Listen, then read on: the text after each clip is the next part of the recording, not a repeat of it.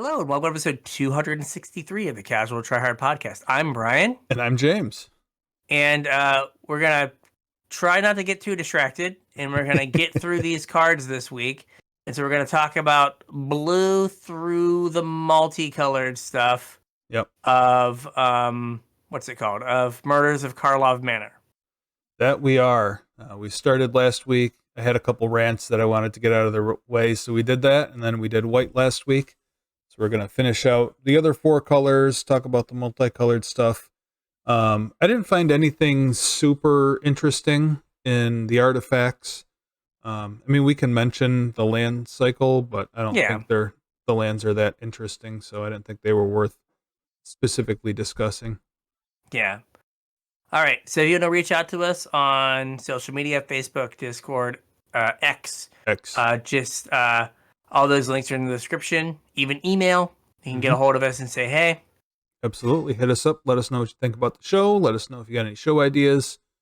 We're always open for feedback. If you're looking to support the show, there's a couple ways you can do it. The first is with our TCG Player affiliate link, CasualTryHard.com/TCG. Follow that link on over to TCG Player. Anything you purchase will help to support the show. We would greatly appreciate it. It doesn't cost you guys anything extra. You're going to be buying the stuff anyway, and we'd appreciate it if you helped us out. The other way is with our Patreon. If you want to support us more directly, patreon.com/CasualTryHardMTG. You can chip a couple bucks in. You get access to our show notes. You get access to our pre-show, about another hour's worth of content out of us every week. And you get put on my mailing list for when I have some cool stuff to send out to you guys. Or if you just want to support the show and don't care about any of that, you're welcome to sign up that way as well. Patreon.com/CasualTryHardMTG. Yeah. We'll get right into it here? Sure. All right. So, first up, we have Deduce.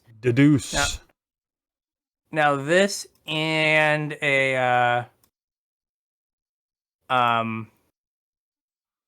and another card we're going to talk about, I think kind of fit into the blue-red creativity decks. Mm-hmm. So Deduce is 1 and a blue for an instant, draw a card, and investigate. Mm-hmm. So it is the classic 4 mana draw 2 set mechanic that we've seen since Aether Revolt? Or Kaladesh? Kaladesh, I guess. Because it was a Glimmer. Yeah. I think the difference here is that the set mechanic typically added more to what the card did. Mm-hmm. Where in this case, like making a game object, like we know making a game object is impactful, right? But a clue token, I don't think is typically as impactful as whatever the set mechanic has been in the past. Like, is the second card being a game object better than a Surveil or a Scry? No, but the thing is like this is now on the installment plan. Right. Right, so you get to pay, like, it gets to help you hit your third land drop. Mm-hmm. And it gives you a game object if that is valuable. And also, like, if you can play this at the end of your opponent's turn, not draw your land, and then crack your clue after you drew your card on your turn. To try and get your land. Yeah, so, like, to hit your third land drop, you get, like, an extra look at it. Compared to, you get 2 extra looks at it compared to if you had, like, a whatever the jumpstart one was that was all the 4 mana ones. Wasn't the one from Kaldheim, that was like on the installment plan also, though. And that was still better than this, right? That was Behold the Multiverse. It was pay 2, then pay 2 and get your 2 cards. Yeah. So it's similar. But that one also had like a scry or something on it, right? Did it? I do not remember. No, scry 2, then draw 2. Yeah. Yes. So that's what I mean. Like, this is very similar to that, but you're giving up the scry for a game object? Like, it is the fact that the second card is a game object worth scry to? My thought was yes, in that it is a target for creativity. Well, That sure. Like in that, I just kind of meant in general. Like in I know you have general, a specific use case that you wanted to talk I about, but don't know. But the fact that you pay the 2 mana and you get the card up front, as yeah, opposed to paying 2, then having to then pay 2 on turn 3, yeah, right? Like, because like in theory, you like tap out on your turn 2 to foretell, hmm, and you leave yourself open. And there's a that's true. if this card makes it somewhere else, there's a certain blue white Yeah, 2 mana spell that you might want to keep up yeah, on turn 2. yeah, Right? Where then if you don't have to use your make disappear or whatever, then hmm, you get to deduce. hmm, As opposed to you're committing to using the mana for behold, yeah. like on turn 2. I gotcha. But I'm not sure. Like it's compared a lot to Think Twice, Yeah, right? yeah, Which was like a playable card a million years ago, but right. so was Siege Rhino. Yeah, I mean, I guess this is very close to Think Twice, isn't it? So it's very Think Twice's, where instead of flashback, you're just like you have the game object. Yeah, And then like if you have any use of the game object, any triggers, right? There's a lot of the blue red artifacts used to not be an archetype really, and now like it seems like every other or yeah, like every third set, like you have like a blue red artifacts matter. yeah, Because like we had in what is it called? Kamigawa Neon Dynasty was blue red artifacts. hmm, And then in Ixalan, it's blue. In Ixalan, Lost Caverns of Ixalan, it was like blue red cast artifacts. yeah, And then now we have blue red sacrifice artifacts. yeah, Right? Like there's enough like things that care about artifacts going in and out for blue red or blue white, blue red, hmm. that like that artifact could have more value. But probably not. Like Scry 2 is almost draw a card, It's very close to draw a card. right? So like pay to draw 3 is way better than the deuce. But if you have value for the treasure, like I've seen people play The clue. the clue. Yep. What is that card? Is the one that like Stern Lesson? Hmm. The like draw 2, discard 1, make a power stone. Yeah, In some versions of creativity, like the Torrential Gearhulk versions. yeah, And like I think this is better than that unless you really want to discard. yeah, So my thought was like it might slow down the creativity deck just a touch, where you don't have like turn 4 big score hmm, into 2 treasures, but you're more protected. Like you don't have to like discard a card and get countered. right. Right, like it lets you play kind of a safer control matchup or Mhm. safer control game. Yeah, Where like, oh, I deduced and I got this clue and I don't really need to use it right now. Like, and now it's just like this thing that your opponent has to think about. Like, oh, they're like halfway to their thing, and they're gonna like counter me, and then eventually play a Fable and get their other token. token to blow up. Yeah, So that was just my thought. Is like, if you care about the artifact at all, you're good. yeah, So makes sense to me. All right, next up we have Reenact the Crime. This is a cool card. it is. 1 blue, blue, blue for an instant. Exile target non-land card in a graveyard that was put there from anywhere this turn. Copy it. You may cast the copy without paying its mana cost. Yeah. So Yeah. 4 mana, reanimate anything. Anything. Anything is very good. And you cast it. You don't just reanimate it. So the rub is it has to go into the graveyard this turn. Right. So there's the new Rona Mm-hmm. that loots and turns into like a reasonable thing. Yep. There's JVP, Yep. Jace Vryn's Prodigy, that loots. The best merfolk looter on the planet. Yeah, which helps you get to, helps you find your reenact the crime, Mm-hmm. and then puts the thing in the graveyard. Yep. There's also like on turn 5, Thought sees you, and then reanimate the thing I thought seized from you. Yeah. Right, like kind of like, creativity. Right, this has a few more moving parts, but it could very well be like a control deck Mm-hmm. that has some reanimation targets in it, Mm-hmm. and then just gets enough mana that can be like, fine, I'll cast down your Shieldred, reanimate it. Yeah. Right, that's fine. Or like you're blue-black and you play Kaito. Mm-hmm. And you're like, okay, well, I'm going to loot something into the graveyard with Kaito. And now I'm going to reanimate it. Mm-hmm. So like you just have this way to like keep digging Yeah. some way, and then you just get to bring something back. It also works with Emrakul. It Like does. the That's Aeon what I was Storm. just gonna say. Because it's an instant, you can cast this with a trigger on the stack and bring it back, and you get the cast trigger. Yeah. So like you have to have a way to discard it for free, but like Jace and Rona do that. Mm-hmm.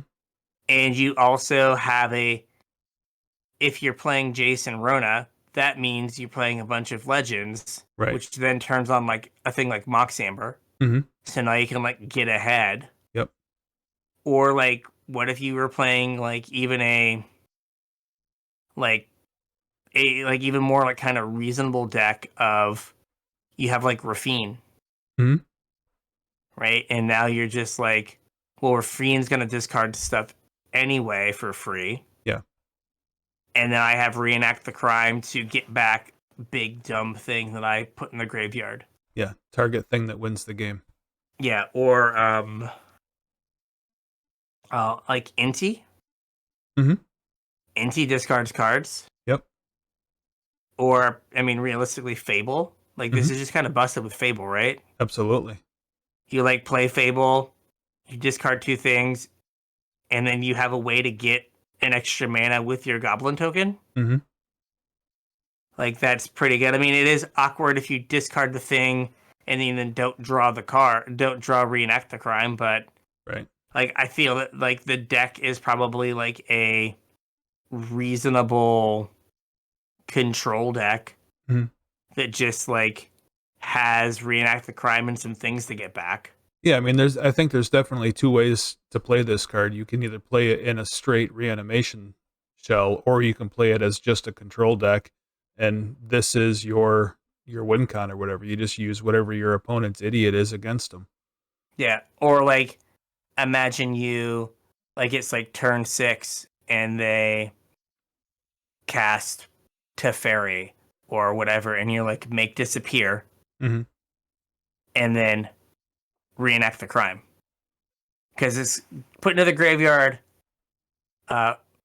from anywhere. So like the stack is a place in our hearts It absolutely is. that we can put cards. So you can like 6 mana just okay, I'm going to counter something and then I'm going to replay it. Yep. Your opponent casts I don't know. A tally. I was thinking not even like a creature though. Good. Like, what's a giant spell? Magma Opus. Or oh yeah, and you just like get like them. an extra turn spell, or Could you imagine like the what is it?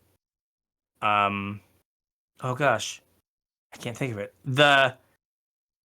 The Quintorius deck. They like on their end step, they're like, well, like I'm gonna like discard this, and you're like, cool. I will copy that, draw 2 cards, make a 4/4 dome you. mm-hmm. Like you better have Quinn. Like, you better have Quintorius or you're in a bad way. Yeah. So that could be like anything your opponent discard. Like, your opponent has a Fable and they discard something and then you get them. Absolutely. Like, even something dumb like Graveyard Trespasser. And you're just like, well, I guess I'll have a Graveyard Trespasser, exile your gonna eat your graveyard. graveyard for the rest of the game. And like, yeah, and have a 3/3 that you really can't kill. Yeah. Like, it definitely has like a fail case. Mhm. Kind of like all of these cards. But like, the fail case isn't that bad. Right. And I think there's a way to work around it. I thought about this the other day. So what is it? Is it Cruelty of Gix? Is that the saga? I think so. Right? So it's Thought Sees You. Yeah. Go get something. Yeah. Sack it, reanimate something, right? Mhm. So you play Cruelty. You Thought Sees their thing. You go get reenact the crime for your demonic tutor. Next turn, Cruelty sacrifices itself. You reanimate something. You then reenact the crime, the your cruelty. cruelty. You can go get another one. You Thought Sees them again. Yep. And you just like work it. Eventually they just die because you just like tore apart their hand and you just like were looping reenact the crimes. Yeah. And that's pretty cruelties. Gross. It's like, well, I know exactly what I need to go get, and I know exactly what my target's going to be. That kind of reminds me of the old Seasons Past deck. Mm-hmm. Like, this might be really good with like sagas, like any big saga, because you know that it's going to go to the graveyard for free. Yeah. And then you just get to that get big it back. Kraken saga. Oh, called Kiora Best of Sea God? Yeah, that one. Yeah, like, if you're just playing big blue idiot stuff with like discard, you're just like, all right, like, I'll tap my Jace, discard Kiora Best of Sea God, get it back on turn 4. Yeah. Well, I guess you only, since you make a copy of it, you don't get to keep looping the Gix, this command, because the original goes away. Right? Because you exile it and then you cast a copy. Right? Yeah, you couldn't reanimate the original a second time. Right.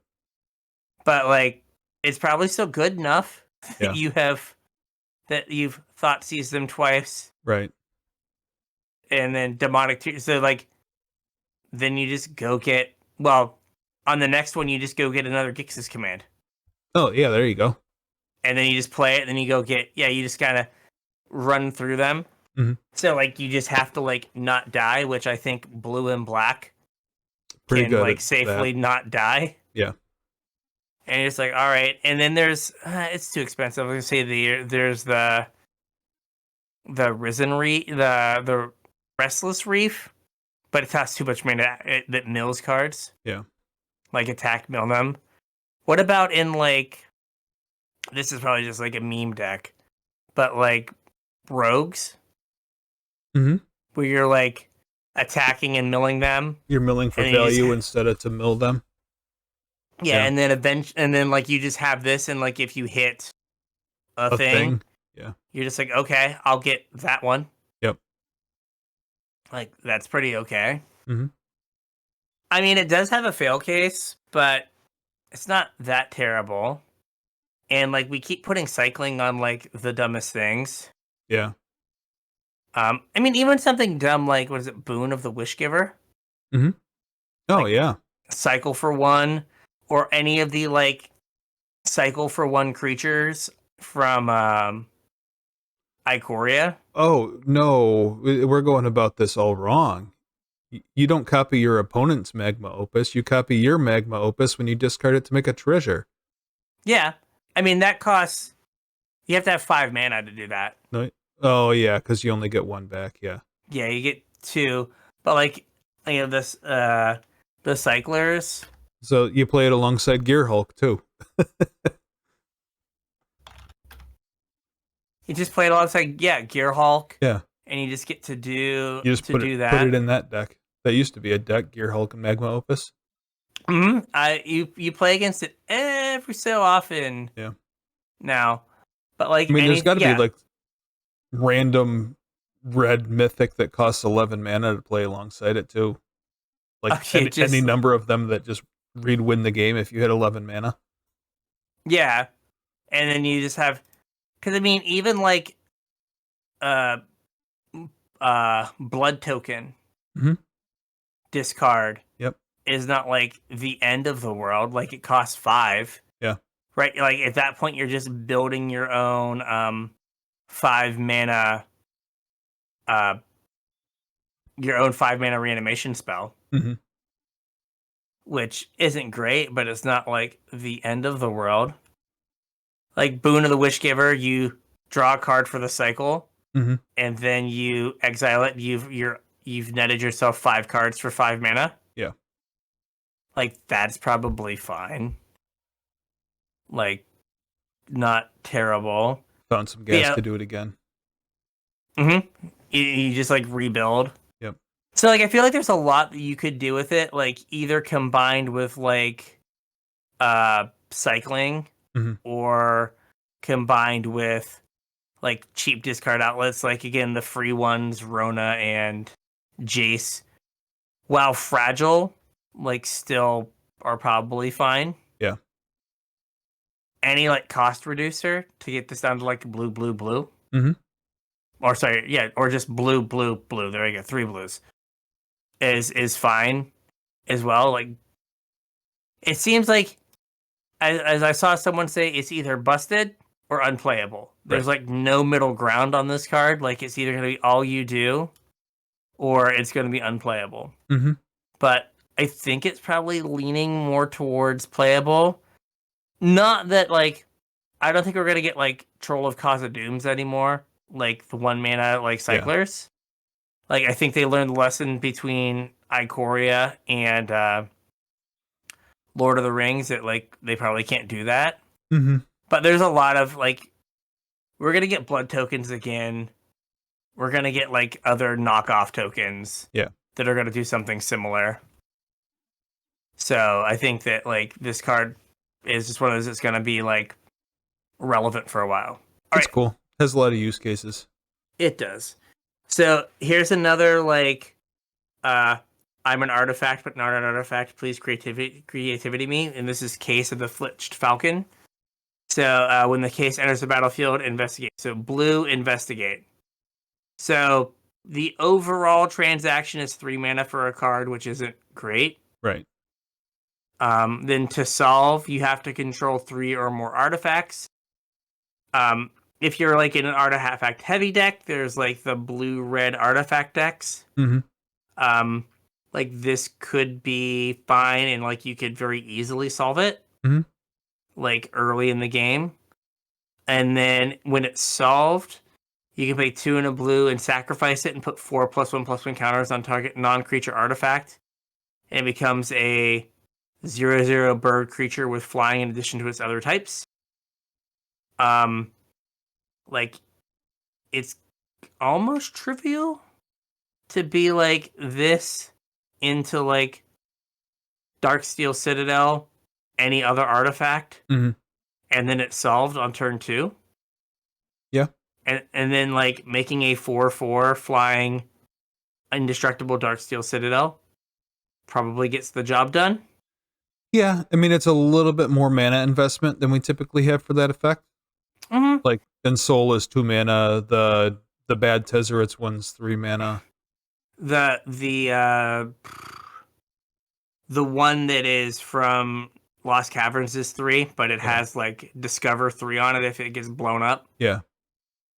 So yeah, like the overall mana investment is higher, but like if you play it on turn 1 or Mhm. like you work it in somewhere, Yeah. then you're fine. Like it's It easier to also work gets in. flying, so So it gets flying, which is a big upside. Like instead of having to play like an ornithopter yeah. to give it flying. So that is a plus. But like again, like if you're playing creativity type deck. Now you have like a like backdoor win condition. Yep. Attached to your like 1 mana artifact that doesn't actually count as an artifact. True. So it's like it gives you that out as well as like, okay, hey, like I got my creativities decremented. Yeah.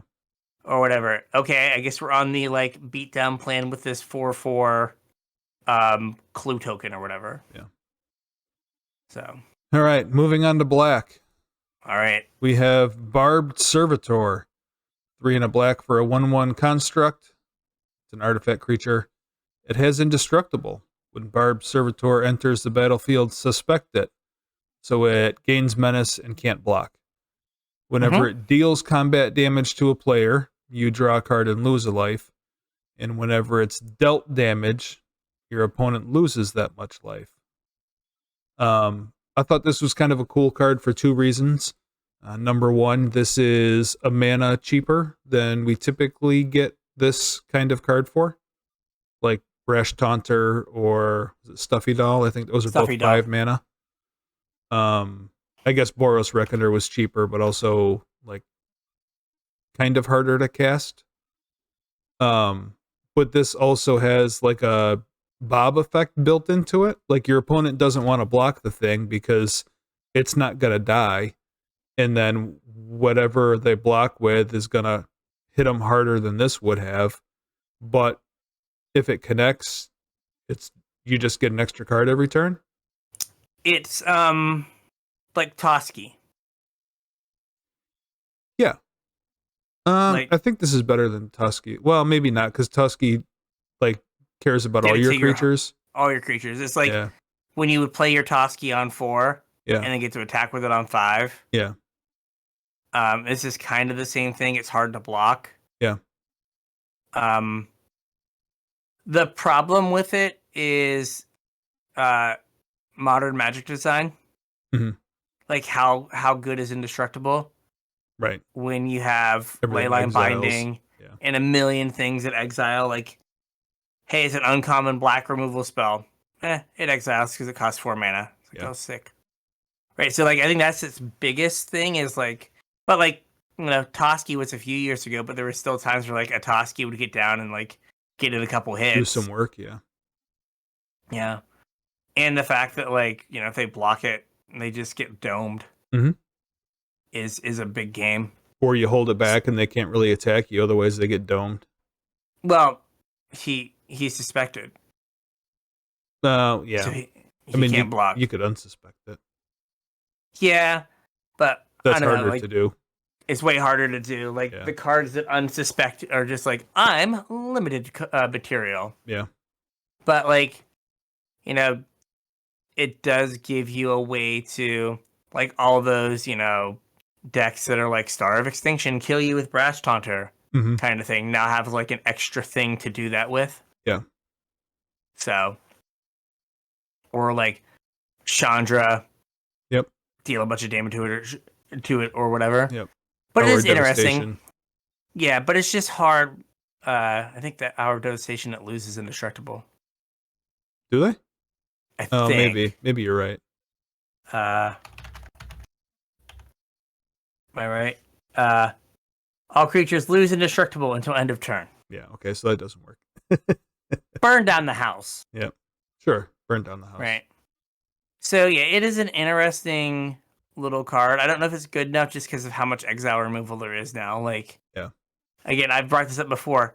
Like 3 years ago, Jeff Hoogland was like, my favorite piece of flavor text on any card is indestructible. Yeah. Because it just doesn't matter anymore. Man, I wonder what he's doing now. Playing Marvel Snap, maybe? Yeah, I don't really wonder. I was just... yeah. All right, what do we got haven't heard next? that name in a minute, so... next haven't up... heard that name in a long time. We have Hunted Bone Brute.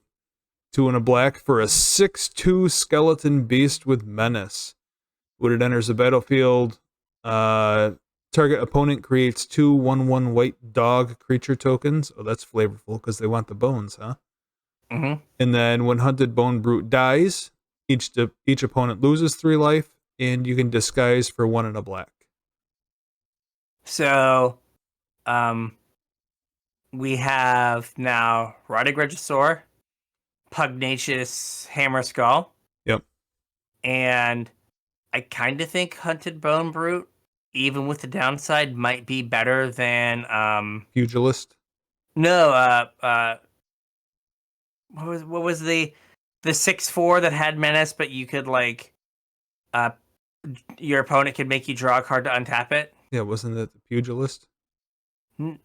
No, that was like Shadow something, Brawler or something. Now I'm gonna have to look. But yeah, I don't.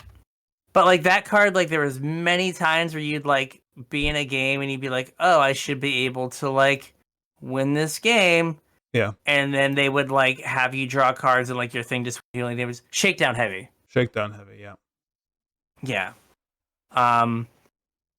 So like this has a downside of like giving them 2 creatures. Mm-hmm. But if you have like a fight rigging, mm-hmm. like if you go this into fight rigging and you gave them the 2 dogs, yeah. Now it's a 7/3, right. And the 2 dogs don't kill it. Yep. And I guess if like you don't have the dogs or you don't have like the fight rigging, you could just disguise it. Mm-hmm. So like and then flip it over later. And they don't have the dogs. Yeah, I mean they definitely know what the card is. Right. But like having more 3 mana 6 whatevers probably helps that deck. For sure. So that was my only thought was like, oh, hey, this is another thing to put in that deck. Yeah. This also might take the shakedown heavy spot. Is part of, I don't know if it's actually a cycle, but there was a hunted Wumpus? Hunted Wumpus, yep. There was a series of hunted cards. Yeah, that gives your opponents a thing. Yeah. There was Hunted Wumpus. There was another one that was like actually here's Hunted Horror. Black for a 7/7 trample. Mm-hmm. When it enters the battlefield, create 2 3/3 green centaur creatures with protection from black. Mm-hmm. Hunted Nightmare from Ikoria. When it enters target opponent, puts a death touch counter on target creature they control for a 4/5. Hunted Wumpus. Each other player may put a creature from their hand onto the battlefield. That's a problem. Yep. I will play Hunted my... Phantasm was the one I was thinking of. Okay, yeah. Makes 5 red goblin tokens. Yep. And it's just a 4/6. Yep. But is unblockable, so you lose the race. You get to lose the race. Congratulations, get to lose the race. You lost the race. Yep. And then... Oh, that's interesting. Hunted Dragon, they make 3 white 2/2s with first strike that can't block Hunted Dragon. Right. They don't have reach. But it's 5 mana. Yeah. It's like way worse than a like 2 mana 7/7. Absolutely. So if you're really old, does this also do the same thing? Yeah. So if you're really old, Hunted Horror was a thing that decks that played a lot of let's say discard effects may bring in sideboarded games because your opponent would bring in Leyline. And then a Hunted Horror is just a 7/7 for 2 mana because you can't target your opponent. Correct. And this also targets your opponent. It does. So like if like this could be a like, oh hey, they're gonna bring in Leyline. It's like cool, I'll bring in my like 3 mana 6/2 menace that has no drawback. Mm-hmm. If they have their Leyline. Seems good. And like I can work around it if they don't have the Leyline. Yep. So yeah, I was just like, this is a fight rigging card. It might be better than Shakedown Heavy because that card there are definitely times you're just like, oh, you're not gonna do anything, are you? You're gonna draw me cards and then I'm gonna lose because like they were at 5 for 4 turns. Basically. Thanks, buddy. Yep. All right. Next one. We're going to talk about, over the course of this, we're going to talk about, I believe, all of the heavy hitting removal spells or all the half decent removal spells. Okay. We had a couple people asking about them, so I figured we'd just talk about all of them. This is the Long Goodbye. 1 and a black for an instant. It can't be countered. Destroy target creature or planeswalker with mana value 3 or less. So this is just an upgrade to eliminate. So here you put your little designer hat on here, Mhm. and you're like, okay, we're gonna make morph. We're gonna make morph with ward 2. Yeah. Okay. Excellent. Oh man, now people can't kill the creatures. I guess we have to make 3 removal spells that say can't be countered on them to override the fact that we put ward on these cards. Yeah. Why, oh why would we do this? Power creep, that's why. This card is like, this is like exactly how you get power creep. We did a thing that was power creepy, and now to counter it, we have to power creep something else. Yeah. We're gonna see another example of that here in a bit with another card, Buzz. So, like, if you would ever play Eliminate, there's no reason to. Right. This is also just better. This is also good against like tempo decks, right? Yep. Like Spirits and Pioneer. Yep.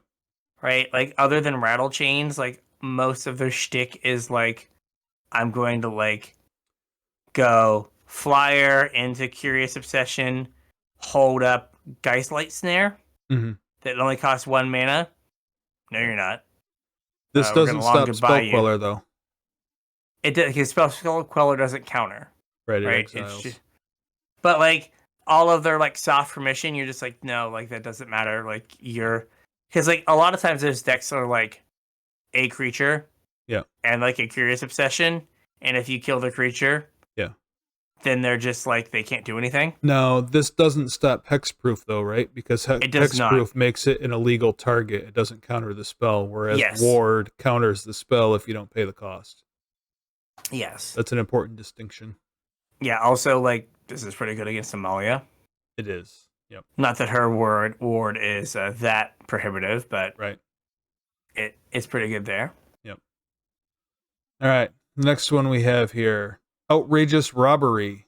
X black for an instant. Target opponent exiles the top X cards of their library face down. You may look at and play those cards for as long as they remain exiled. If you cast a spell this way, you may spend mana as though it were mana of any color to cast it. So this is like instant speed Villainous Wealth? Easier to cast, though. Easier to cast. Yep. I thought Villainous Wealth was just for the turn, though. Villainous Wealth was forever. It may have been. I think Villainous Wealth was just for the turn. Like, the reason I thought this was good was because it's just forever. Like, this is literally just Black Brainstorm, but you get your opponent's cards instead of your cards, and it's instant speed. Black Brain Geyser? Brain Geyser, not Brainstorm. Yep, sorry. Yeah. So I've heard like different takes on it. Some people, I think Saffron Olive was like, this card's probably pretty good because cards in general in Magic are better, and you're just getting like, you're going to get good cards from your opponent's deck. And then I think Jim Davis was like, their cards don't work in your deck. Like, you'd rather draw the cards that you put in your deck than the cards they put in their deck. I mean, maybe. But like, if you're like, I don't know, like Black has enough card draw. Yeah. It doesn't really have mass card draw though. No. Like you get nickel and dime, like chip shots here and there of like an extra card or whatever. But yeah, you don't get like, Sphinx's Revelation. Right. Like, and like this lets you play land. So like if you're just concerned about like hitting your land drops. Yep. Like this will let you do that. Yep. It also doesn't draw cards, so it doesn't trigger Shieldred. Exactly. Yep. A big deal. Yep. I don't like. Could it be like a sideboard card? Yeah. Imagine you're like playing like a control mirror, and like you just get the like they tap out for their memory deluge, and you get like 4 or 5 cards off their deck at some point. Yeah, I mean, I don't even know that it has to be like X is 4 or 5 though. Like just a little while ago with the Deuce, we were talking about the blue 4-mana draw 2 that sees play every time it gets printed. This is black 4-mana draw 2. No, it's It is 2 from your opponent, like you said. Like there's going to be some like synergy issues probably, but still, like, and it's at instant speed. I mean, we have seen that cardboard is cardboard. Yeah, I mean, even if you net a land and a nerd, that's a land and a nerd more than you had. Mm-hmm. So I don't know, like in that, like I think it gets like good for black at like 3. Probably, yeah. X is 3 because like they like black has like Read the bones. that and like the 3 in a black like dark bargain. Mhm. Like remember, like look at 4, put 2 in your hand. Yeah. 2 in the graveyard, and like that card didn't see much play. Yeah. It's like this feels like you need to be at like 3 to like kind of clear that bar. Yeah. But it could work if you're like consistently at like able to get to like the game to the point where like you can get 3. Mm-hmm. Again, not that I play Commander, but I do believe the meme is this is good and prosper. Yeah. That is true. So like another thing that's kind of cool about this, again, you might run into some synergy issues, but because it's instant speed, like if your opponent scries to the top, you can, whatever they were looking for, not only do they not get it now, but then you get to get it. And you kind of have a sense of what they're looking for. Right. Like, what do they need? Yep. So, I don't know. I thought it was a cool card. Yeah. Figured we'd throw it on here. What else we got? Another removal spell. This is Slice from the Shadows. X and a black for an instant. Again, this spell can't be countered. And target creature gets neg X till end of turn, conveniently getting around indestructible. Yes. This is I thought it was flattened, but there was another spell that was like exactly like this. And it's not flattened, unfortunately. Like it's inefficient. It is inefficient. Even if you're killing a 1/1, this is inefficient. Yeah, 2 mana kill a 1/1 is not good enough. Right. And like 5 mana kill a 4/4 is also not good enough. Yes. Now, again, the caveat is there a world where can't be countered matters that much? I don't think it matters this much. Like 6 mana to off a Shieldred. Eesh. Yeah. Can I interest you in Rite of the Serpent? And you get a snake. Or you might get a snake. Yeah, like it's probably not good enough, and like it traditionally has not been good enough. Yeah. And the can't be countered is not a big enough power creep. Right. To like make it work. Well, but so like if we're going off the assumption that can't be countered is tacked onto all of these for morph, is 3 mana kill a 2/2 worth it? Typically no. No. Like in limited, it's borderline. Yeah. But like you couldn't do a card like this in the like everything has ward 2 set. Right. With without the can't be countered, but it probably doesn't move the needle enough for constructed. Mm-hmm. Anything else interesting to say about Slice from the Shadows? I don't think. Yeah, I don't think so. Like either. it just seems like an inefficient, like it's like Heat Ray. Yeah. Like that card isn't good enough for standard, and it's not been good enough for like limited a lot of times. Mm-hmm. But if this is like the removal spell that you have access to in limited, okay. Sure. I'll Definitely not constructed playable, though, I don't No. think. All right, moving on to red. We have Connecting the Dots. 1 and a red for an enchantment. Whenever a creature you control attacks, exile the top card of your library face down. 1 in a red, discard your hand and sacrifice Connecting the Dots. Put all cards exiled with Connecting the Dots into their owner's hands. I knew Bomat Courier, and this is no Bomat Courier. Me and Bomat go way back. This is. We have Bomat at home, and he's broken down, and he can't attack or block. Yeah. And he costs more mana. Yeah. Like, upside, it triggers on every creature, so it turns every creature into a Bomat. The other upside is that this is a lot less interactable than a 1/1 artifact. Mm-hmm. Downside, presumably you're in a red aggressive deck. Right. If you're playing this. Your turn 2 play is tap 2 mana, play this, say go. No. Well, I don't know that this maybe you would get be to a exile turn. a card? I don't know that this would be a turn 2 play, though. It may not be. Like this, the way that I would see this seeing play, if it sees play, is something akin to like Experimental Frenzy.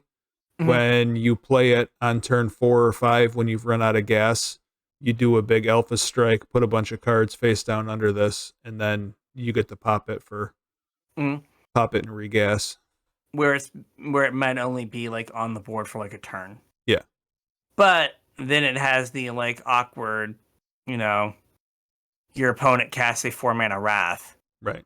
And then you and your big your turn 4 on the draw play was to play Connect the Dots, and you play Connect the Dots, and then it doesn't do anything. Yeah. Right, at least Bomat got to get in there. Mm-hmm. And if you top deck it on an empty board, it's just it doesn't do anything. Right. So that makes it hard as well. I could see it as that Experimental Frenzy, but you didn't need anything for Frenzy to work. Right. Where this it needs help. Mm-hmm. Also, why isn't this Yarn? I know what they're going for. It should have just been Yarn. Should have just been Yarn. Just be Yarn. Yep. All right, this next one's kind of an exciting card, I think. We have Crime Novelist. I looked up... Okay. I was just going to read the card. Read the card. 2 in a red for a 1/3 Goblin Bard. And whenever you sacrifice an artifact, put a +1/+1 counter on Crime Novelist and add red.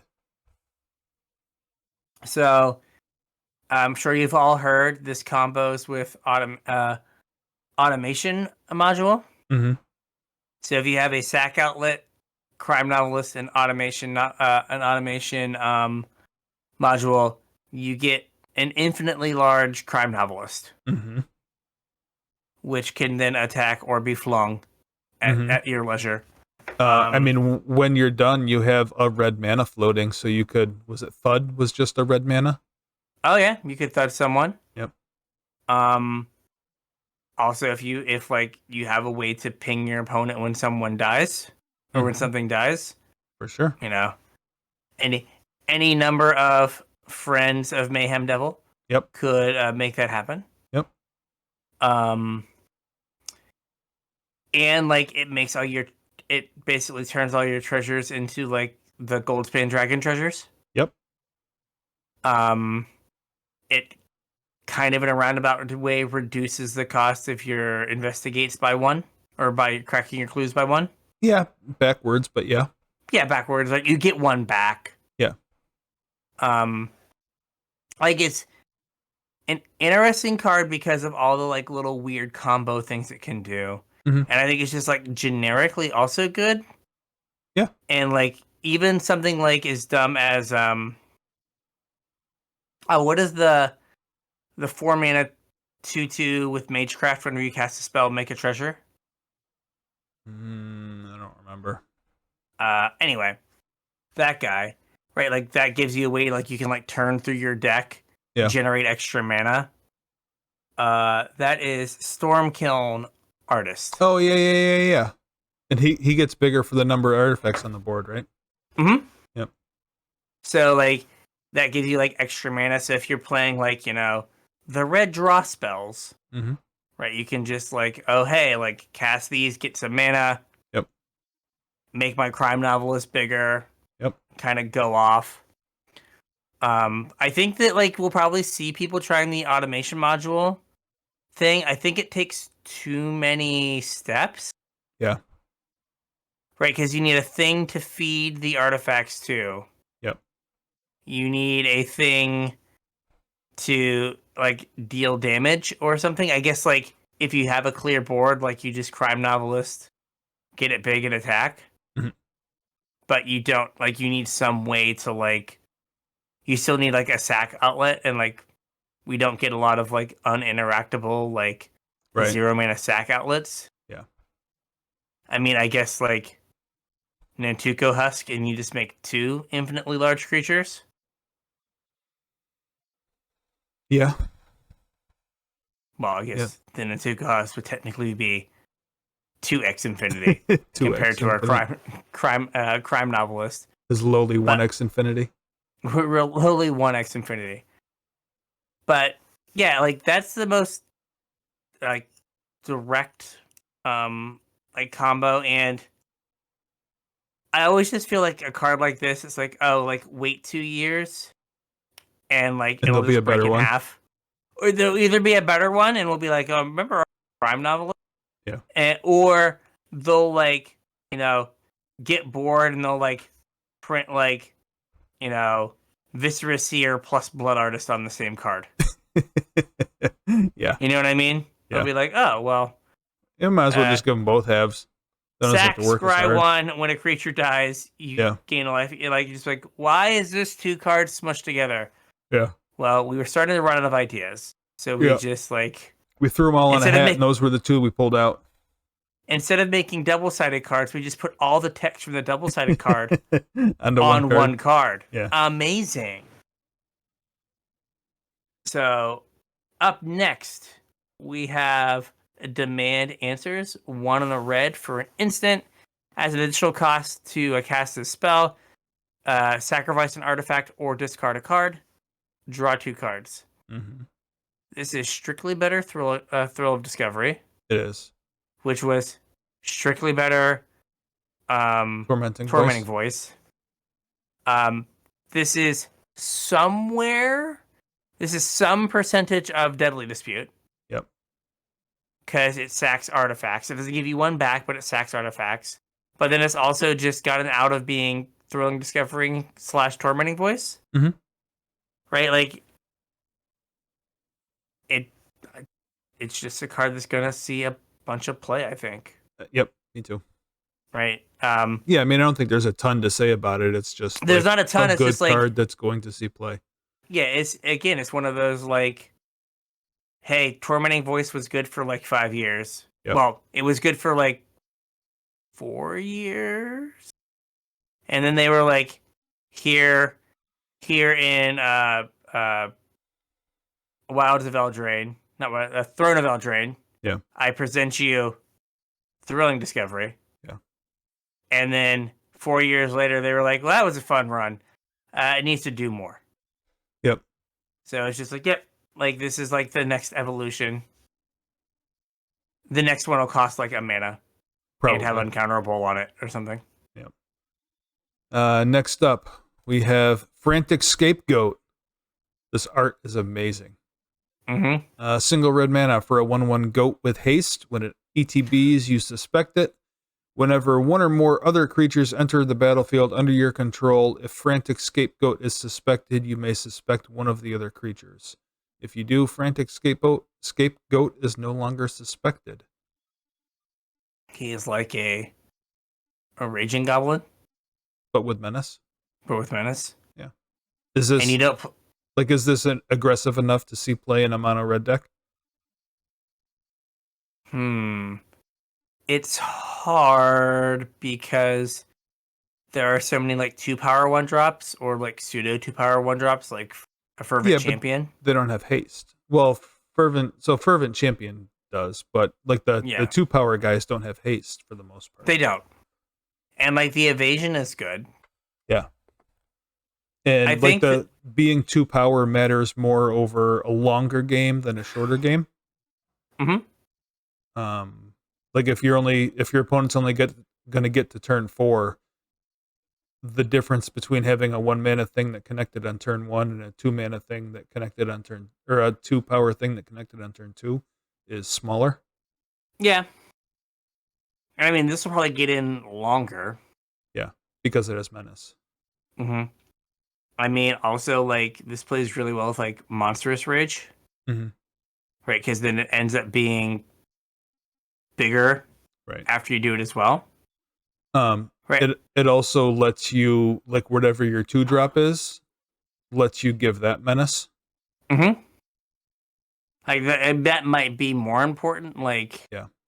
What is the one on a red 2/2, like, Robber of the Rich? Mm-hmm. Right, like, getting that menace and, like, having you, like, get that card, like, every turn, or get access to the card you'd already exiled. Yeah. Because it's harder for them to block it. Yep. Or that they have to double block it and then other damage sneaks in. Mm-hmm. I mean, it's pretty solid.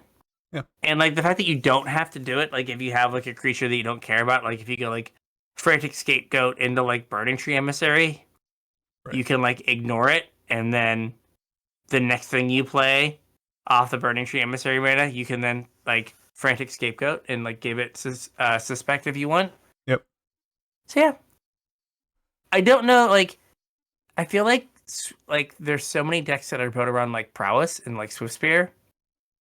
Well, yeah, Like, I don't think this would. Well, I mean, they're Swift Spear different is tough to decks. compete with, but yeah, like this doesn't go in a spells deck. This goes in like a slide deck. Yeah. Yeah, but did the slide decks, like, exist anymore? Like, aren't they Not just, like, really. red decks? Yeah. Like, red spell sligery decks? Yep. All right. Next up, we have Fugitive Codebreaker.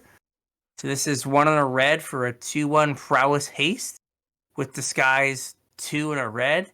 The cost This is guy's reduced 5 by... and a red. Sorry, 5 and a red. God. The cost is reduced by 1 for each instant or sorcery card in your graveyard. And when it's turned face up, discard your hand, draw 3 cards. Like, the front half is fine, like Prowess Haste 2/1. Mhm. Speaking of a spell slingery deck. Yeah. Right?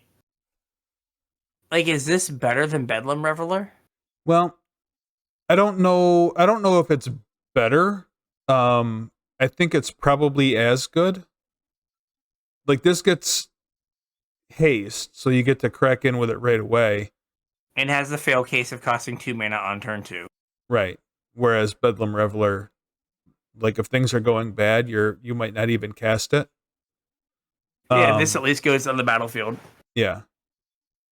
Like, in those decks, I don't know that 5 instant or sorcery in your graveyard is that, like, unobtainable. Like, that should be relatively trivial to get.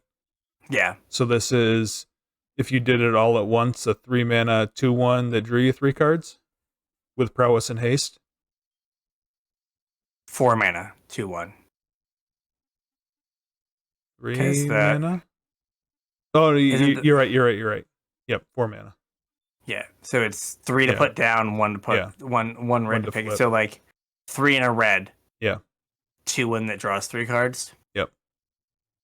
I mean, that's probably pretty good, and I think the fail case of having, like, the 2/1 body is good. Like, I feel like it's hard to break into, like, the what are they called? Gosh, I'm getting decks? old. I can't think. The Phoenix decks, or I was thinking, like, Pioneer. Yeah. Like, where they go, like, Swift Spear, Soulscar Mage. Mhm. Right? Like, I think it's hard to, like, break into that deck. Yeah. But, like, maybe it's just good enough to be, like, 1 drop with Prowess, 2 drop with Prowess, turn 3, cast a bunch of spells. Yeah. Could be good enough. And, like, then getting to like, when you draw this on turn 6, getting to refill is good. Yeah. It has haste. And has haste. You're still being aggressive as well as refilling your hand. All right. What is up next? Incinerator the Guilty. 4 red, flying trample, dragon 6/6. When Incinerate the Guilty deals combat damage to a player, you may collect evidence X. When you do, Incinerate the Guilty deals X damage to each creature and each planeswalker that player controls. So it doesn't have haste. Does not have haste. And while Shieldred has shown us that something sitting out on the battlefield is good, right? It doesn't necessarily have to give you value right away. This has a lot of moving parts. Like, it's got to survive. Right. It doesn't replace itself necessarily. It also costs a lot more than Shieldred does. Yes. It costs 6, and you have to have food in the graveyard to make it work. Like, this is probably an unbeatable limited card. Oh yeah. But I don't know if this probably not good enough for constructed. Probably not good. Is Bonehorde Dracosaur better than this? Yes. Yes. I think the answer is just yes. Yes. And Bonehorde Dracosaur was the meme, one of or two of in Rakdos. Yeah. I don't see this dethroning Yeah.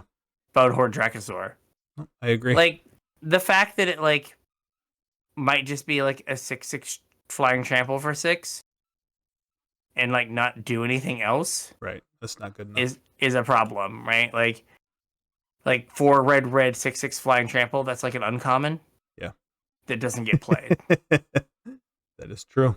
So if you don't have a graveyard, or if the things in your graveyard don't match up size-wise the way you need them to. Right. I have a 2-drop in my graveyard. Well, I guess I'd get to deal 2. Yeah. I guess your 3/3 lives. Oh. And it doesn't even you have to hit the player. It's not like you can attack their planeswalker. Right. And then be okay, now that I killed your planeswalker, I can kill. So I can get rid of the smaller thing. Well, yeah. I mean, this you hit the planeswalker as well. You do, but But yeah, if it had 6 loyalty and you only had 4 in your graveyard, yeah, you're I have to attack the planeswalker to keep the Lily from ultimating. Right. So I don't know why they didn't downtick the Lily, but whatever. I got to do that, and so because I don't have enough to kill it. Yeah. So maybe they disconnected because they were playing on mobile. And they didn't downtick their Lily. And then you're oh, sweet, I got him. I can't let them connect again and have a Lily. Well, we got another flyer here to talk about. Buzz. So this is Krenko's Buzz Crusher.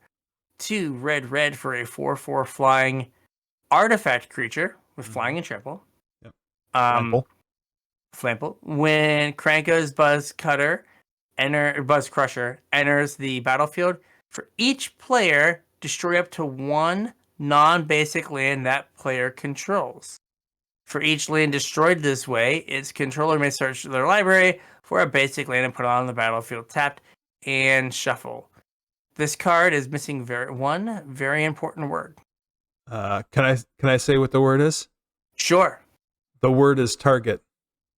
Yeah, you're not targeting that non-basic land, just blowing it up. You're also not targeting the player. Yeah, you're targeting... Oh, so it gets around Leyline. Yep. Dear God. So, this has one key interaction that you've probably all seen by this point, which is it kills Lotus Field. It sure does. And Morrow even came out and said, yeah, it was designed this way to kill Lotus Field. Why did we put hexproof on the card? You're going to specifically design cards to blow it up? Yeah, if you're then there was the Reese Leavables does a podcast, and they talked about this card, and Patrick Sullivan was just this does not work in the rules. This card, this is not how the rules work. The fact that you are making a card to deal with another card you printed, and you have to circumvent how the rules work. Yeah. is ridiculous. And he said that he worked on a card game that they had creatures that had untargetable was their ability, and I think and people were like, "These are too good. We have to do something about it." And so someone was like, "How about we say choose?" And he was like, "What's going to happen is if we do choose, in like 4 years, someone's going to come to us and they're going to have can't be chosen in the card file, and then I'm going to quit." Yeah. So no, we're not going to do choose. You have to figure out some other way to get around this. Yeah. Like, could we have like a land edict? Probably. Right, like you could just like target player sacrifices a land. Target Or player sacrifices a non-basic land. Yeah. And then they go get a basic. Yep. I mean, that's kind of effectively like cleansing wildfire, like the cleansing wildfire targets, but it's like the same kind of card, like 2 mana, blow up a land. Yeah. Get a basic back. Yeah. Like that seems like that at least works within the rules. Target player sacrifices a land that entered the battlefield this turn. Target player sacrifices a non-basic land that produces 3 mana of any color. Like you could make it work within the rule. Yeah. Like, you know, this is good for like against Nykthos. It's good against Lotus Field because that's what they designed it to be. Yeah. But it is kind of like upsetting that they were like, rules be damned. Yeah. Like this is like Council's Judgment, but for no reason to be Council's Judgment. Basically. So, yeah. Weird. Like power creepy and like / like regret of power creep. Yeah. Wish we wouldn't have put hexproof on that land. Let's fix that. Let's print a one-off card. Does not read like any other card printed in the last like 5 years. Yeah. To fix this other card that we shouldn't have printed 5 years ago. Yeah. All right. Now we have green. Green. First up, we have a card that we already talked about a little bit. Analyze the Pollen. Green mana for a sorcery. As an additional cost to cast this spell, you may collect evidence 8. Search your library for a basic land card. If evidence was collected, instead search your library for a creature or land card, reveal it, put it in your hand, and shuffle. So the obvious comparison here is, brain fart. I own like 100 of them. The Delirium one. Yeah, Traverse the Uvenwald. I was like Uvenwald something. Yeah, Traverse the Uvenwald. Yep. Traverse needed basically the same card, but Traverse needed you to have Delirium to turn on the anything portion of it. And this requires you to collect evidence 8. So they're kind of polar opposites. One wants you to build your graveyard up, and this one wants you to exile what you've built up.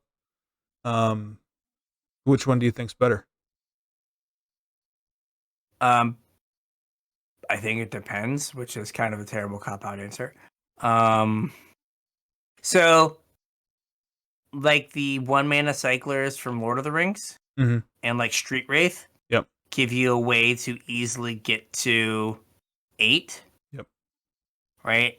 And it might be harder to get to that in formats where you don't have like those big cyclers. I mean, they keep printing big cyclers that cost like 2 mana. Right? Like if you really need this work, I don't know, cycle Titan off Rex. Get a card. Now you like can analyze the pollen and get whatever else you needed. Like that could be like an option where you use like the cyclers. Like it might be easier to get like 1 or 2 cards in your graveyard as opposed to 4 specific cards. Yeah. But you go about doing it differently, right? Like Citrus Supplier is your like Traverse the Uvenwald card. Right. Where Analyze the Pollen is like, I need big things that are easy to get into the graveyard. Like Pitch Elementals. Hieroglyphic Illumination, and like Pioneer, like it's 4. Yep. Like it replaces a card. So like I think there are ways to make it work, but like you said, the decks are built to do 2 polar opposite things. Yeah, I mean, I don't think that. How do I want to say this? I think Traverse was better when you wanted to get Delirium anyway, for Mm-hmm. things like Emrakul or Tarmogoyf. And I guess you have like Dragon Rage Channeler and Unholy Heat now, but um they're not really what Analyze the Pollen wants to play along with. No. So I don't think that getting Delirium is as important for things that Green wants to do as it used to be, which might mean that something like Analyze the Pollen just in general is a little bit better because like the Delirium doesn't matter, I guess. Like you Mm-hmm. for Delirium you'd be playing things like Mishra's Bauble Mm-hmm. or Once Upon a Time we played Tarfire. Yeah. Yeah, those were the days. Two types. um But like, it's easier to get Delirium early in the game, than it right? is to You have have to, Evidence 8, yeah. yeah, you have to build your deck in a very specific way to hit Evidence 8, Yeah. right? And like, unless it's like some sort of like wonky reanimation shell or again like cyclers, Yeah. right? Like, uh, Boon of the Wish Giver. Again, we second time that card's been brought up. Mhm. It's 8, or Yeah. sorry, it's 6. I'm sorry, it's 6 for cycle 1. Yeah. There's a bunch of like 2 mana cyclers from Amonkhet that are like 7. Yeah. So you can kind of get there, but you have to build your deck to like collect evidence early on. Mhm. And like decks that are just like, you know, I'm gonna like play a mid range game and I'll get to 8 eventually. This isn't the kind of card that they play, That's true. right? Like this is a like I need to get my Atraxa in my hand for reasons. Mhm. So I'm going to like cycle stuff until I can cast Analyze the Pollen to get my Atraxa. Yeah. As opposed to like I played Glissa and it died, and then I played a Shieldren and it died, and I played something else and it died. Okay, now I'm gonna go like get another Shieldred. Yeah. Right? Like you don't usually play these kind of cards in those kind of decks. Mhm. Makes It is sense. different for sure, but like but if you need like a creature, it's probably easier if you have like in modern if you're like pitch a grief Yeah. and then cycle a generous ent Yeah. or cycle a street wraith and then like analyze the pollen. Like that's easier to do Hmm. So if than you're pitching a grief though, you're probably undying it. yeah, ideally. But you know what I mean? Like you could like there are ways to get to that Yeah. relatively quickly in modern. And I think it's easier, like, you know, Vessel of Nascency, crack it, like try to get Delirium that way. Mhm. But I guess that also works to kind of get you evidence. I don't know.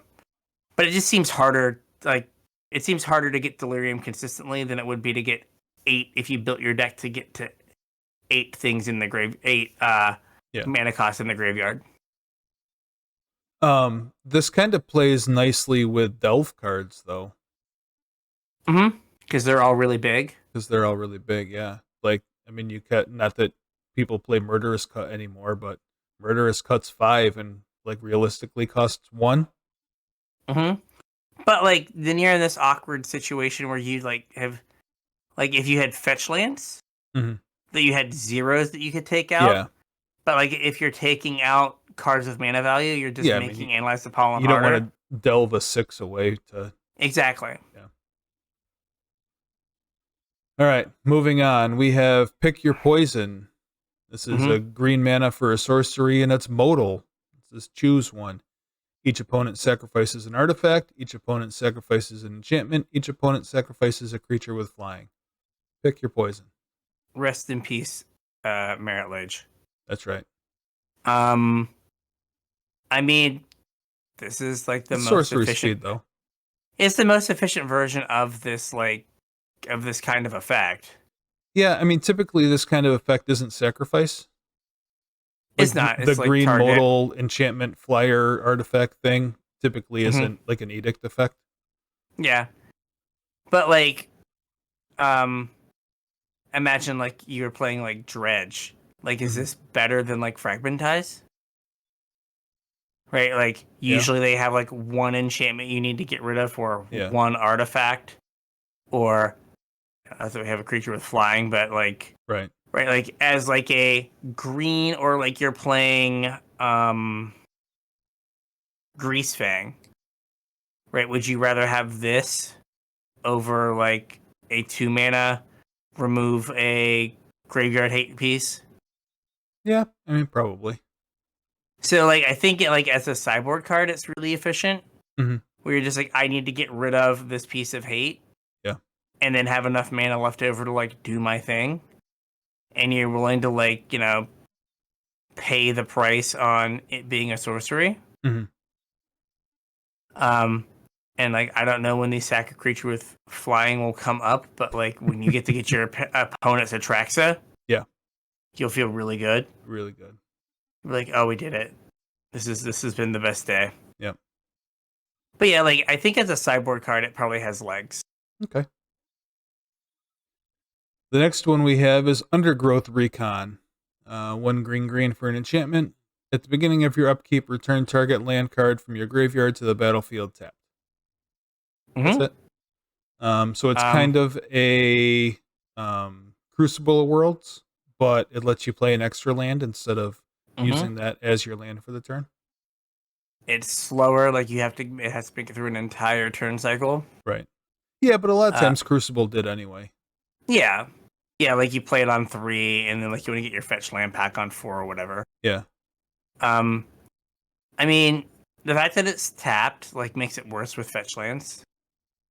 I mean, does it though if it's your extra land anyway? Yeah, but like I guess that's assuming that you have a land in hand to play. Mm-hmm. I mean, but it's fine with the Streets of Nukem Peta fetches. Mm-hmm. Because they just enter and sacrifice themselves. Right. So like it's good with those, but like then you're kind of building a weird deck That is a very weird deck. that has to have a bunch of basics to like. This works with Spelunking though, right? Oh yeah, you could Spelunk, and so they all come into play untapped. Yep. Okay. Again, a very weird deck, but a very weird. I don't know how we're winning the game. We're just Spelunking in lands. Just going through some caves. 3 mana do nothing enchantments. Yeah. That's how we're winning the game. Hey, at least Spelunking draws you a card when it comes in. Sure. Yeah, so like this just doesn't feel like it has a home, or is like good enough, or is like powerful enough for. Yeah. And then like, any kind of graveyard hate, again, graveyard trespasser, they eat the land you were hoping to play out of your graveyard. Right. And now you spent 3 mana to do nothing. Basically. And that makes you sad. I mean, you added to your Green Devotion. We did it. Man, I wish I had more Green Devotion in my deck that consistently has like 20 green mana on turn 4.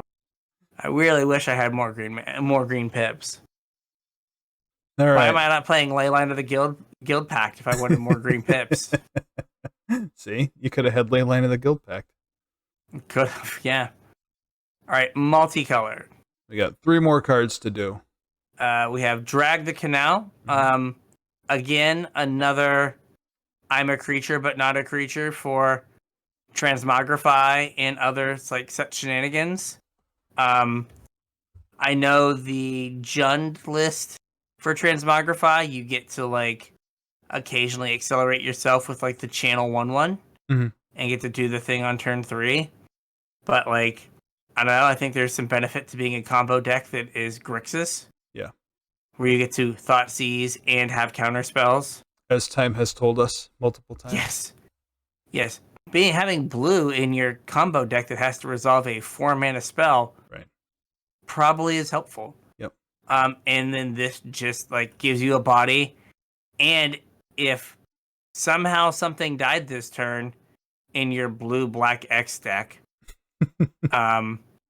it like you gain 2 life, you surveil 2, and then you like get a card on layaway. Yeah. So like turn 3 fatal, push your thing, cast drag the canal.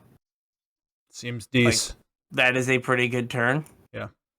And like, you know, the fail case of like make a 2/2 again, like if you're in a deck like Transmogrify or Creativity that like values having creatures that aren't creatures. Yeah.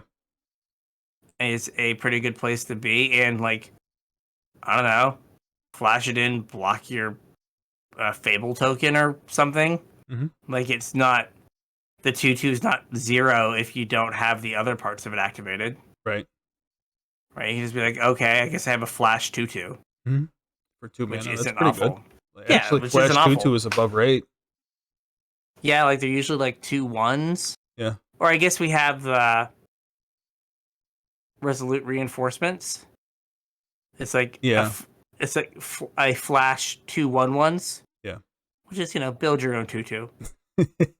Extra steps. Well, extra cardboard. The extra cardboard. What is the white virtue? Oh yeah. Its front half is a 2 mana 2 flash 2 mana 2/2 with vigilance, and like that card sees some play. Mm-hmm. So like, if you get extra value out of the fact that it's a sneaky creature, yeah, and then you can consistently turn on the other mode, yeah, that's fine. Or like if you're like maybe a blue-black some sort of aggressive deck and you get like Wrath and then you just get to flash in a 2/2 that like sets up your next draw step and like gives you a clue, because like you don't have to kill the creature, right? Like they can kill the thing, like that's fine. You still get paid regardless. For sure. All right. Next up we have Kellen, the latest edition of Kellen. Is Kellen just going to be in every set from now on? I guess he's like the through line for all of the he's the new Jace. All of these six. Yeah, he's the new Jace. Hey, he's a prodigy. I have no attachment to this man, boy, twink, whatever he is. I have no attachment. So this is 2 green blue for a legendary creature. Human fairy detective. I don't know how he got a new job from when he was in the last set. Like he was a human fairy, and now he's like got his detective's license. He went to night school. Set mechanic. Fair. It is set mechanic.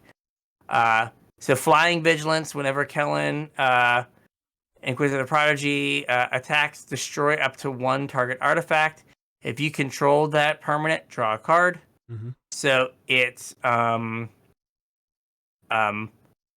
like lets you crack your clues for free. Mm-hmm. Also lets you turn your food into cards. Mm-hmm. And then it has an adventure, the only adventure in the set, because that's Kellen's thing. And it's Tail the Suspect for blue-green as a sorcery. Investigate. You may play an additional land this turn. So, it is like kind of crappy Explore or crappy Growth Spiral. But I was thinking about it, and right, like the gosh, I wish I could talk. The adventure cards, you always just draw the creature. Right?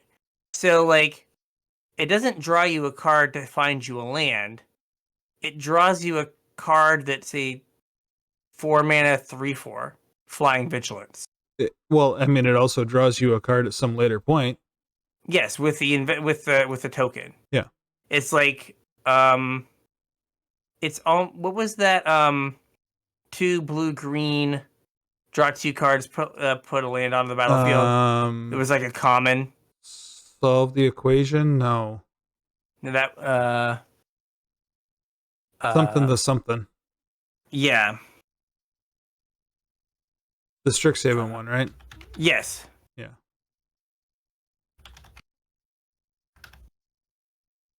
Eureka? Can we? No, not Eureka moment. Eureka moment. Yeah, I was gonna say Eureka's a different card. Yes. Much more expensive. Yes. Draw 2 cards. You may put a land from your hand on the battlefield. Yeah. Like this is kind of that, but you're drawing a 3/4 and you get the second card on the installment plan. Right. And that installment plan can be 0 mana. Right. Because you just if you attack with cast your Kellen. 3/4, yeah. Yeah. So, like, in that regard, like, at first I was like, this is kind of bad because it's, like, a growth spiral that doesn't draw, or, like, more likely like, an explorer that doesn't draw, but it's like, it kind of draws something. Mm-hmm. It draws it draws the 3/4 side. Yep. And, like, a game where you do, like, this, play an extra land, and then have ramped into 4 mana on turn 3, and you play your 3/4 flying vigilance. Yeah. Like, that's not an embarrassing creature. So, just a reminder that yes, the Explorer cards draw themselves. Mm-hmm. And so this kind of is blue-green, 2 blue-green draw 2 with one of play an additional land, and one of them is a 3/4 flyer. Yep. And the other one's and on if the you have installment plan.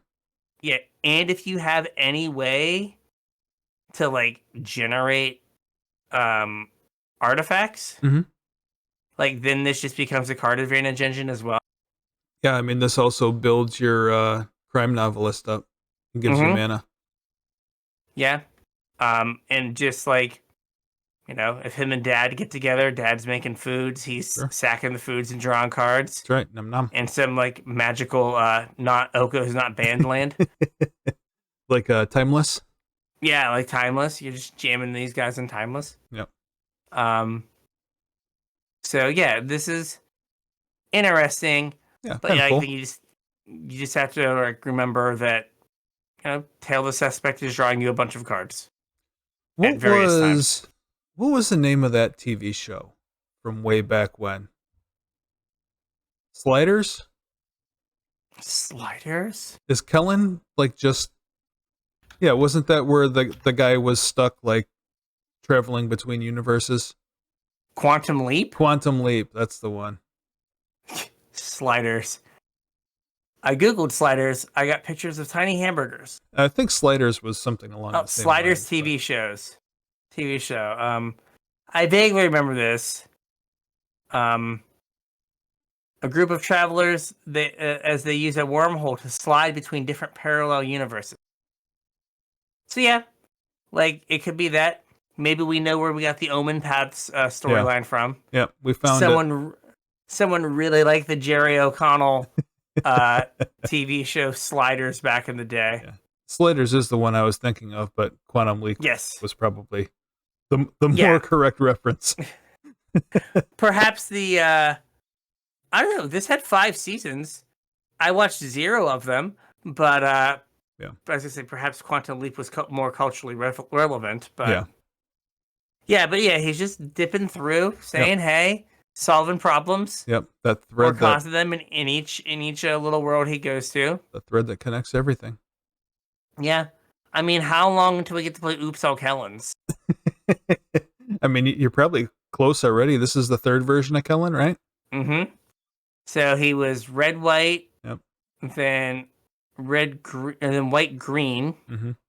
Now he's blue, green. So now he's got to be Teamer or Sultai or Mardu or something. Well, I mean, he hasn't been black yet, so. He hasn't been black, yeah. But he went from red, white, and then that color went into his main color. Went into his creature color. It's got to be white, blue, black next. Green. Yeah. So then now both have the green from his adventure. So now he's got. So I was like, does he get to be blue, black, or Sultai? Yeah, maybe. Just works all the way through. Yep. So yeah, and then what was it? Trigon Predator is what he kind of is. Oh yeah. Now that Trigon card was Predator kind of a limited beast. In Cube. Yeah. Back in the day. Yeah. And now Trigon Predator was a 2/3. Yeah. It was also only 3 mana. Yeah, but if you ramp into this, you get to play it on turn 3. Mm-hmm. It's just a bigger Trigon Predator. Yeah. Yeah, kind of cool. All right. I know you read the last one, but you might as well read this one too. This is your baby, right? Yeah. No More Lies. Blue white for an instant. Counter target spell unless its controller pays 3. If that spell is countered this way, exile it instead of putting it into its owner's graveyard.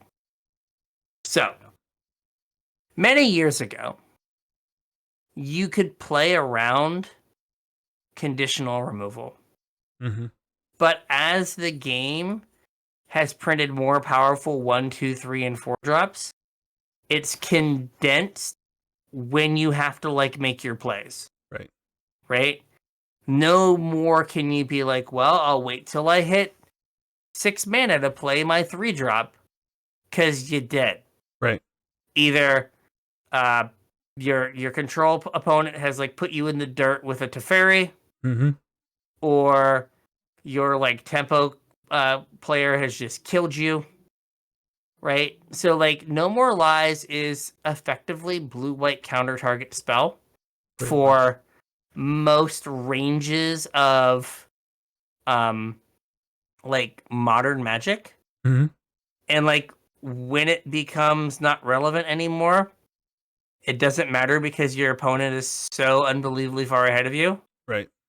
that like you just get to like you just die anyway. Yeah. It's like, oh, I have 8 mana, so I can play my 5 drop, and then fine, I'll kill it. It's like, okay, like I didn't need to use No More Lies. It's fine. Mm-hmm. I will just kill it with my other spell. Yeah. So like this to me, like all the blue-white control decks that play Make Disappear, like you just slot No More Lies into it. Absolutely. In that spot. And then you get to decide like, do I want to play Absorb? Mm-hmm. Or do I want to play like 8 like conditional but not really conditional counter spells? Yeah. I mean, there was a point in time way back when like Mana Leak was a playable Magic card in Modern Yeah, for a for a long time. time. And it was also, if I'm remembering correctly, like there was a minute where it was not a cheap card, even though it No. had numerous printings, because they would not reprint it anymore because it Yeah, was they're just- too good for other formats. Mhm. And like making this blue-white, like it tells you exactly what deck it's going to go into Oh yeah, in like Pioneer. But I also think like what is it? Gosh, the Raffine decks, mm-hmm. like in Standard, they're gonna play these, Of course. right? And like, you know, if you were playing like Greasefang or Amalia, like against Control, you were like, okay, you can counter my thing, but Just like get I'm it gonna back. buy it back later. Yeah. Well, now you can't buy it back because they exile it. Yep. So like this does so much, and like I know that like the math says that blue white isn't that good of a deck a lot of times. Yeah. Now it's gone on the uptick because of Amalia. Like Mhm. imagine that, a creature combo deck, just the deck that only plays removal spells and counter spells is good against it. Yeah. But like the deck always like feels like it's pretty good. Mm-hmm. And like this just allows it to have more cheap interaction. Yep. You know, they get to 6 mana and they get to like Memory Deluge, and then have like a chance to hit a No More Lies. Yeah. Because like it's so hard to play around 3 mana. Right. Like because like Modern Magic's just not meant for you to take turns off. Yeah, I mean everything's so brutally efficient that you Right, get like, you super can't- punished for waiting until turn 6 to play your 3-drop. Yeah, and that's like assuming you hit 6 lands. Yeah. Right. So, I mean, I can see where like, you know, not that I think that mono green was like a bad matchup for blue white, but like, okay, it lets you get their Storm the Festival, so you don't have to deal with it twice. True. Like, I see the like benefits of like exiling it, but it's just like, I don't know, it just feels like a lot. Yeah. And now, granted, like it's not mana leak in terms of, you know, it's not like words are so hard. It's late. It's late. It's not like, you know, creativity, kind of the other like blue control deck, or the various blue red or blue black Phoenix decks. Yeah. It's not like they can just get like mana leak to stuff in their deck. Right. So like, okay, that's fine. So we've made it 2 colors. Yeah, I mean, it makes But- it so you can't play it in the tempo decks, which I guess is. Mhm. At I mean, you can least still there's play it in that. spirits. Well, true. Yeah, Now, but granted, like spirits has isn't. their own kind of things Yeah. going on. Yeah. They have their spirit focused Yeah. counter spells. But yeah, like I don't know. I know that like by the math, blue white needs to help. But like blue white also feels like a very good deck Mhm. a lot of times. And it might just be that like I'm playing like creature decks and maybe it's fine if you're like Rakdos. Yeah. And you like sees them a couple times and then just like, oh, you can't draw cards because it'll kill you. Yeah. But yeah, I mean, it's a really powerful card, and I think the soft permission spells are way closer to counter spells now than they were 7 years ago. Yeah. They're a little When, like, firmer we're- than they used to be. Yes, exactly. Exactly. I mean, there are still like, how many times have I played around Censor to only been like make disappeared? Yeah. Right. It's like, oh yeah, people don't play Censor anymore. But I don't ever play around Censor because they're gonna get their card out of it anyway. yeah. So. But where you might like, I have a 2-drop and a 1-drop. Mhm. I'm gonna play my 2 first to play around Censor, and it's like, oh no, we just played Make Disappear, and you're just like, fine. Yeah. Yeah, so it's like they just they're way better than they used to be. So like this just, I think like if you're like an Absorb gamer, like do you just play this instead? Like how many times would like Absorb get something that this isn't going to get, like in the super late game? I mean, like randomly Absorb matters for the life gain. It does. It does, but like if they play 3 mana counter spells, that's only that. Yeah. Right? Like, or like if you've played against a person that's like on main deck negate. Yeah. Right? Like that person just gets to play like this now. Mm-hmm. And they're just like, okay. Like where you're just like, are you a psycho? Why are you playing main deck negate? Psychopath. Like there are so many decks that you just like, that's a blank piece of cardboard. Yeah. Like, what are you doing, man? All right. He likes the negate. We do. So we don't have any artifacts. There were like 6 in the set or something. Yeah.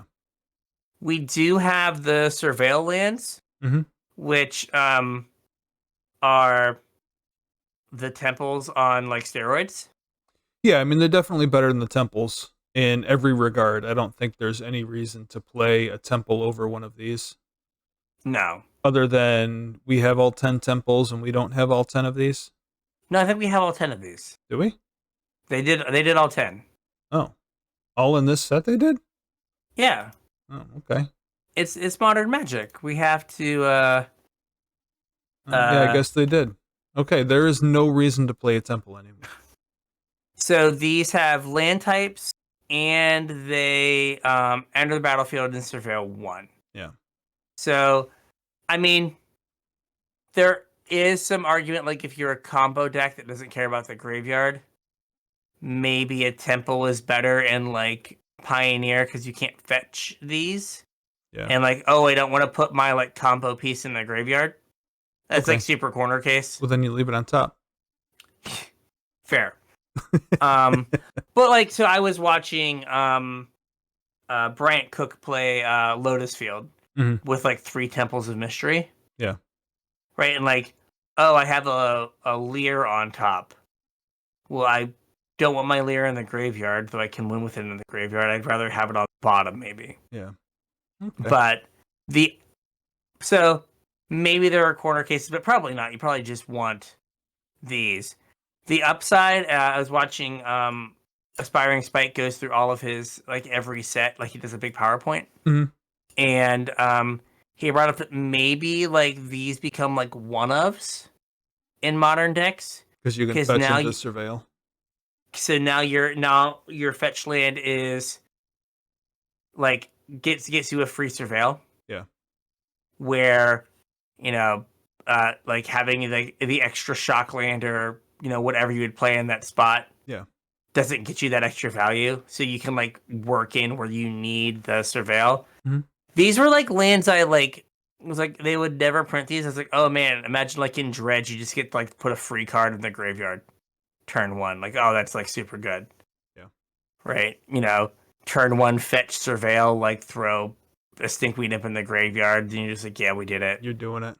Like, you don't need it all the time, but like you have access to a couple of them. Yeah. Like they're good. Like the fact that they have the land types to fetch them is really solid, though I think the land types are there for domain. Yeah, probably. Because remember, we weren't supposed to have the Streets of New Capenna Triomes when they designed this set. Right. But yeah, I think that they're pretty strong, though I don't think they're super exciting. Yeah, they're like, not exciting. They're just a bunch of like edge little value cases where like having the one to go get might be good. Yeah. As opposed to like, I'm going to play 4 of these. Right. I mean, it used to be that we always look forward to whatever the land cycle for the set was, and like this isn't something I was looking forward to. Like they're fine and they're definitely have their use cases, but it's not like this is a new staple land for anything. Yeah, they strike me as like in standard, these are better temples, but not like that much better. Right. Same with like in Pioneer. In Modern, they are like a marked step up from temples, but temples were not played. Right. Like I said, these like you play 1? Maybe. Right? Like it's not like you're like excited about this. Right.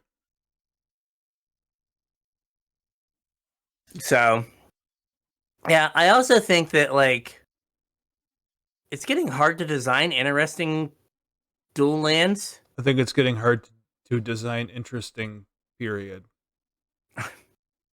Yeah, it's hard. There's some part of me, and like maybe this is like wrong to think of, but like, it might be getting hard to design interesting. Yeah. But like, you could just like kind of mash up, mechanics that we've had that haven't been together before. Mm-hmm. And like, master sets always drafted really well. Yeah. And like, it's not like you have to design a new mechanics for every single set. Mm-hmm. Like, you don't have to make all these cards ridiculous to have like fun games. When I said it's hard to design interesting for, that probably didn't wasn't exactly. I mean, it is what I meant, but it probably came across as not what I was intending. What I mean is a lot of what we see recently is just A plus B on a card, and you can see that they're doing things specifically to open up design space. Whereas that's not how they've traditionally designed cards. They didn't need to open up design space with their designs. They just designed interesting cards.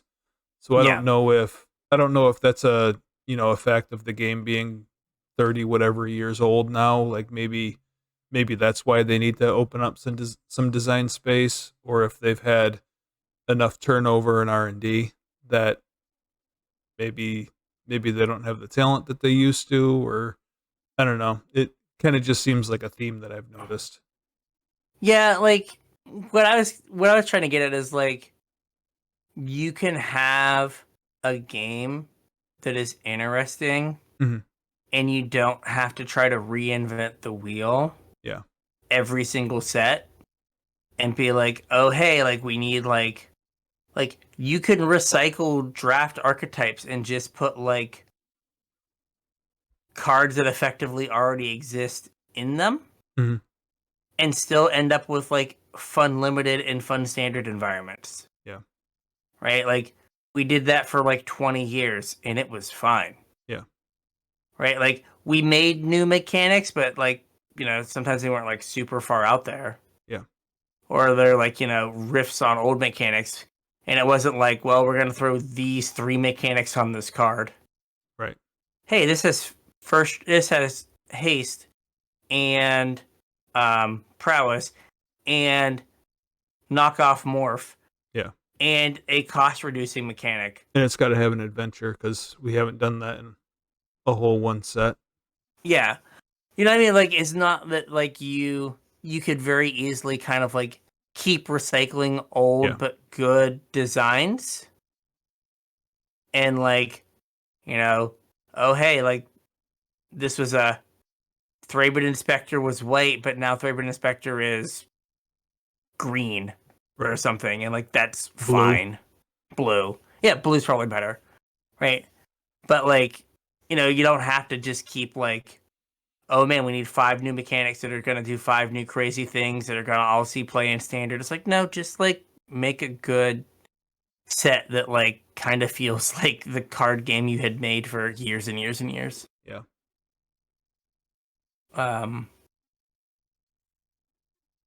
Like, you know, do we really need detectives or what whatever? else were you gonna have as your blue-white archetype? Literally anything. They could have been Vidalkins. Yeah. It could have been blue-white humans. Some of them are Vidalkin, aren't they? Yeah, they could have been blue-white humans. As the archetype. Like, I don't know. Just like we have taxis and limousines and Magic now. Mm-hmm. In like a main set. I know we have like murderous space marines in like off in the other parts of Magic. Yeah. But like, you know, I understand the pressure that you have to like come up with something new and like that's been the thing, but like if you came out and you were like, hey, we're doing, you know, morph and you know, morph and delve and like prowess, like, hey, we're doing like the stuff from cons again. Yeah. Right? But the cards are a little different.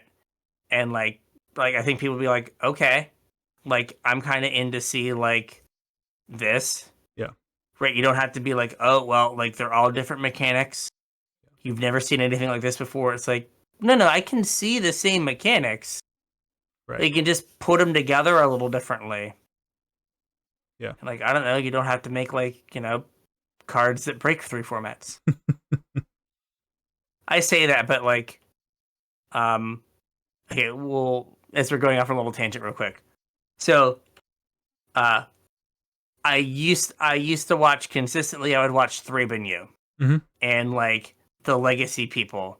Yeah. And I'm just like, Legacy's gotten so weird now, and the odds of me playing a game of Legacy are like trending towards 0. Right. Like I no longer have interest in this.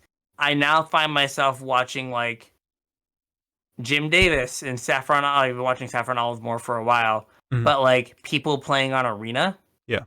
Because I'm like, this is where I'm going to interact with this game. Right. And like Modern kind of doesn't exist. And like, you know, Pioneer Junior, fine. That's close enough to Pioneer that a format I might play. Mm-hmm. But it's just like I've moved away from that stuff. Just like I long for simpler times. Yeah. Countdown to Modern Horizon 3 is on. Coming this summer. Double face cards, no art, just text. Just text. Just text. Oops, all mechanics.